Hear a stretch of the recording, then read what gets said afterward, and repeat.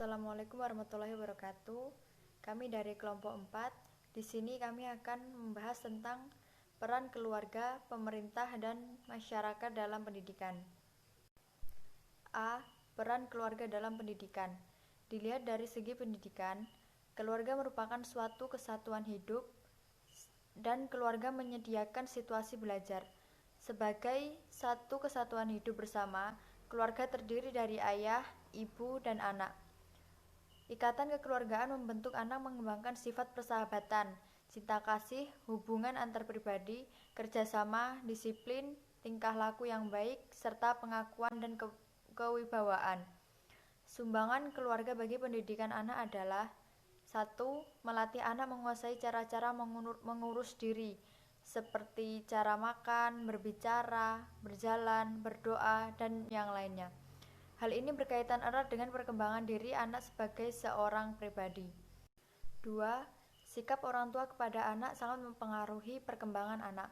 Sikap menerima atau menolak, sayang atau acuh tak acuh, sabar dan terburu-buru, melindungi atau membiarkan anak, serta langsung memberikan pengarahan kepada anak dalam hal reaksi emosional anak. Keluarga merupakan lembaga pendidikan yang pertama dan utama dalam masyarakat. Karena dalam keluargalah manusia dilahirkan, berkembang menjadi dewasa, bentuk dan isi serta cara-cara pendidikan di dalam keluarga akan selalu mempengaruhi tumbuh dan berkembangnya watak, budi pekerti dan kepribadian tiap-tiap manusia. Pendidikan yang diterima dalam keluarga inilah yang akan digunakan oleh anak sebagai dasar untuk mengikuti pendidikan selanjutnya di sekolah.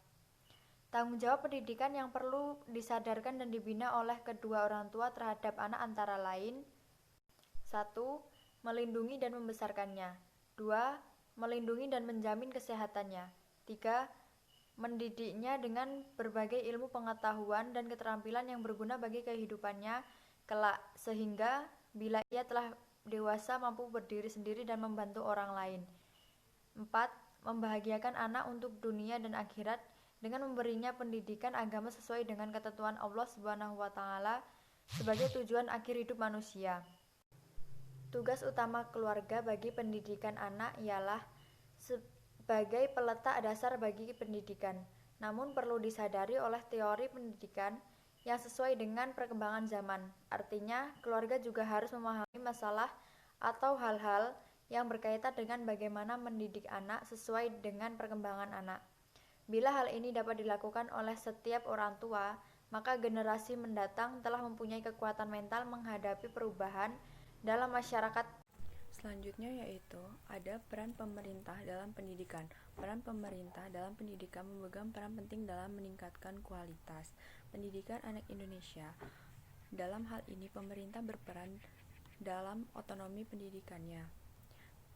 Selanjutnya, dalam pendidikan keterlibatan pemerintah dalam pendidikan adalah mencakup aspek mutu dan pemerataan. Pemerintah menetapkan standar mutu pendidikan dan akan berupaya agar keragaman prestasi siswa tidak berbeda jauh pada setiap lembaga pendidikannya. Pemerintah menjamin pemerataan kesempatan bagi seluruh lapisan masyarakat untuk mendapatkan pendidikan. Perubahan peran ini mengubah pendidikan dan dalam pelayanan kebijakan umum, pelayanan teknis, dan memonitoring program secara reguler. Perubahan peran ini mengubah hierarki pengambilan keputusan yang selama ini selalu berawal dari pemerintah pusat dan bermuara ke sekolah-sekolah. Adanya otonomi pendidikan. Otonomi pendidikan hierarki pengambilan keputusan berubah menjadi piramida terbalik, yaitu kedudukan sekolah berada di atas sedangkan lembaga pemerintah berada di bawah. Karena kemampuan pemerintah terbatas, maka peran serta masyarakat sangat diperlukan. Menurut Sihombing tahun 2001, ada beberapa peran yang diharapkan dapat dilaksanakan oleh aparat pemerintah dalam menata dan menetapkan pelaksanaan pendidikan yang berbasis masyarakat. Sebagai berikut, sebagai pelayan masyarakat dalam mengembangkan pendidikan berbasis masyarakat, harusnya pemerintah memberikan pelayanan terbaik paling terbaik bagi masyarakat. Melayani masyarakat merupakan pilar utama untuk memberdayakan dan membantu masyarakat untuk menemukan kekuatan dirinya untuk bisa berkembang secara optimal. Pemerintah dengan semua aparat dan jajarannya perlu menampilkan diri sebagai pelayan yang cepat tanggap, cepat memberikan perhatian, tidak berbelit-belit dan bukan minta dilayani. Masyarakat harusnya diposisikan sebagai fokus pelayanan utama. Sebagai fasilitator, pemerintah seharusnya merupakan fasilitator yang ramah, menyatu dengan masyarakat, bersahabat, menghargai masyarakat, mampu menangkap aspirasi masyarakat, mampu membuka jalan, mampu membantu menemukan peluang, mampu memberikan dukungan, mampu meringankan beban pekerjaan masyarakat, dan mampu menghidupkan komunikasi dan partisipasi masyarakat tanpa masyarakat merasa terbebani. Sebagai pendamping, pemerintah harus melepaskan peranannya dari penentu segalanya. Pengembangan program belajar menjadi pendamping masyarakat yang setiap harusnya melayani, memfasilitasi berbagai kebutuhan dan aktivitas masyarakat. Sebagai mitra, apabila kita berangkat dari konsep pemberdayaan yang menempatkan masyarakat sebagai subjek, maka masyarakat harus dianggap sebagai mitra. Hubungan dalam pengambilan keputusan bersifat horizontal, sejajar, setara, dan satu jalur yang sama. Sebagai penyandang dana, pemerintah harus memahami bahwa masyarakat yang dilayani pada umumnya adalah masyarakat yang kurang mampu, baik dalam ilmu maupun ekonomi. Pemerintah berperan sebagai penyedia dana yang dapat mendukung keseluruhan kegiatan pendidikan yang diperlukan oleh masyarakat yang disalurkan berdasarkan usulan dari lembaga pengelola.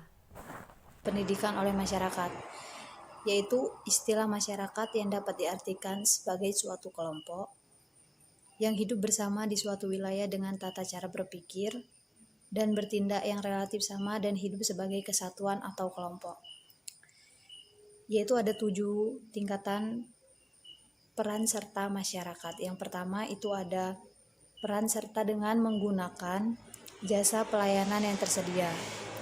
Masyarakat hanya memanfaatkan jasa sekolah untuk mendidik anak-anak mereka. Yang kedua, itu ada masyarakat berpartisipasi dalam perawatan dan pembangunan fisik sekolah dengan menyumbangkan dana, barang, ataupun tenaga. Yang ketiga, itu ada peran serta secara pasif, yaitu komite sekolah memutuskan agar orang tua membayar dan menyetujui persetujuan.